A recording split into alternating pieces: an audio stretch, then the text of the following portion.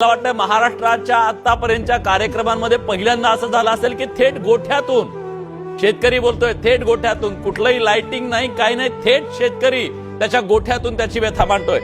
ताई सांगा, काय काय तुमची व्यथा आहे? भयानक परिस्थिती आहे सर.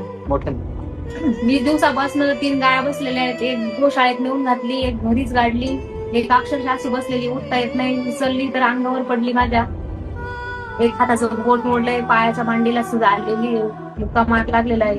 हा, संकरित गोऱ्यांचा काय प्रश्न आहे? संकरित गोऱ्यांचा असा प्रश्न आहे की सगळ्या रस्त्याने पडलेले आहेत, कुजलेले आहेत, घाणेरडा वास येतोय. खूप अवघड परिस्थिती आहे. त्यांना कोणी नेत पण नाहीये, गायांना कोण नेत नाहीये, गोऱ्यांना पण कोण नेत नाहीये. आणि ते सांभाळायचे कसे? 10 लिटर गाय दूध देती, 2 लिटर गोऱ्यांना पाजायचं, ते डेअरीला घालायचं, असाही प्रश्न निर्माण झालेला आहे. दुधाला बाजार नाहीये, चारा किती घालायचा, खाद्य किती घालायचं हाही प्रश्न आहे. पण त्यांना किती पाजायचं, पण कुठं सोडायचं हाही प्रश्न आहे.